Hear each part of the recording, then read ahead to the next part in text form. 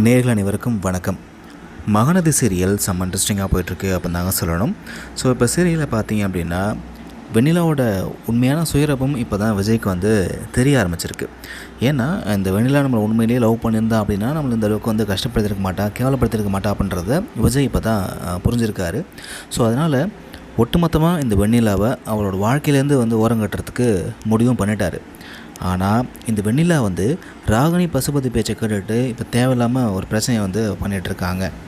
அது மட்டும் இல்லாமல் போலீஸையும் மீடியாவும் வர வச்சு அவங்க முன்னாடி விஜய் என் கழுத்தை தாலி கட்டலை அப்படின்னா நான் தற்கொலை பண்ணிப்பேன் அப்படின்ற மாதிரி பிளாக்மெயில் பண்ணுறாங்க. ஸோ இதனால் இப்போ போலீஸும் விஜய்க்கு ஃபோன் பண்ணி விஜயை கூப்பிட்டாங்க. விஜயும் கோவிலுக்கு வந்தார். இந்த வெண்ணிலோட மாமா ஓவராக பேசிகிட்டு இருக்காரு. சார் இப்போ என் பொண்ணுக்கு எடுத்து தாலி கட்டினா போதும், இவர் அந்த காவேரி கிட்ட சிக்கிட்டு இருக்காரு. ஸோ ஃபஸ்ட்டு தாலி கட்ட சொல்லுங்கள், மற்றெல்லாம் நம்ம பேசி பார்த்துக்கலாம், முடிவு பண்ணிக்கலாம் அப்படின்னு சொல்ல விஜய்க்கு கோவம் வந்துடுது. பட் இருந்தாலும் விஜய் அவர் பக்கம் இருக்கிற நியாயத்தை ரொம்ப தெளிவாக சொல்கிறார். என் மனைவி அப்படின்னா அது காவேரி மட்டும்தான். நான் இந்த வெண்ணிலாவை லவ் பண்ணது உண்மை தான். ஆனால் சந்தர்ப்ப சூழ்நிலையால் இப்போ என் வாழ்க்கை மாறிடுச்சு அப்படின்ற மாதிரி சொல்கிறாரு. அதுக்காக இப்போ கையில் மோதிரத்தை காமிச்சு என்னை கல்யாணம் பண்ணு அப்படின்னு சொன்னால் அதை எப்படி நான் ஏற்றுக்க முடியும்?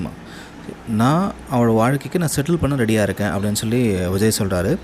உடனே இதுதான் சான்ஸுன்ட்டு இப்போ அஜய் அப்பா வெண்ணிலாவோட குடும்பம் சாகிறதுக்கு முக்கியமான காரணமே விஜய் தான் அப்படின்னு மொத்தமாக விஜய் மேலே பழி தூக்கி போடுறாரு. ஸோ விஜய் சொல்லி தான் நான் எல்லாத்தையும் பண்ணேன் அப்படின்னு இப்போ வாக்குமூலம் கொடுக்குறாரு.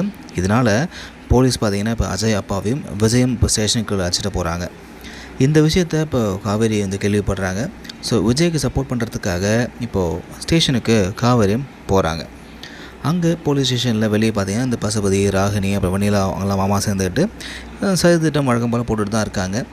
இதை பார்த்தா காவேரி இவங்களுக்கு நடுவில் விஜய் தனியாக நின்று போராடுறது கஷ்டம். ஸோ அதனால் நாமளே களத்தில் இறங்கலாம் அப்படின்னு சொல்லிட்டு இப்போ ஒரு முடிவு பண்ணுறாங்க. உடனே இப்போ ஸ்டேஷனில் இருக்கிற விஜயை பார்த்து பேசுகிறதுக்காக காவேரி போனாங்க. பின்னாடியே இந்த வெண்ணிலாவும் மாமாவை கூப்பிட்டுட்டு உள்ளே கொடுன்னு ஓடினாங்க. அங்கே காவேரியை பார்த்ததும் விஜய் ரொம்ப ஆவலாக பேச வராரு. அந்த நேரத்தில் இந்த வெண்ணிலா முந்திரி கொட்ட மாதிரி காவேரி கிட்டே போயிட்டு எந்த உரிமையிலடி நீ விஜயை பார்த்து பேச வந்த அப்படின்னு கேட்க காவேரி செம்ம காண்டில் நான் மட்டும்தான் அவரோட பொண்டாட்டி, வேறு எவளையும் அவரை சொந்தம் கொண்டாட விட மாட்டேன் அப்படின்னு சொன்னது செம்ம ஃபயரிங்காக இருந்துச்சு அப்படின்னு தான் சொல்லணும். ஸோ நம்ம எல்லாருமே இப்படிப்பட்ட ஒரு காவேரி தான் எதிர்பார்த்து காத்திருந்தோம். இதை நல்லா விஜய்கிட்ட நீ அந்த பிரச்சனை முடிச்சிட்டோம் சொன்னாங்க இல்லையா, அதெல்லாம் தாண்டி இந்த மாஸ் காவேரி தான் நம்ம எதிர்பார்த்தோம். ஸோ இவங்க இந்த வெண்ணிலா ராகினிலாம் திருச்சி ஓட போகிறாங்க. ஸோ வரக்கூடிய எபிசோட் செம்ம இன்ட்ரெஸ்டிங்காக இருக்க போது வெயிட் பண்ணி பார்க்கலாம். ஸோ எபிசோட் எப்படி போயிட்டுருக்கு அப்படின்ற உங்களோட கருத்துக்களை கமெண்ட்டில் பதிவு பண்ணுங்கள். இந்த வீடியோ பிடிச்சிருந்தால் லைக் பண்ணுங்கள், ஃப்ரெண்ட்ஸுக்கும் ஷேர் பண்ணுங்கள்.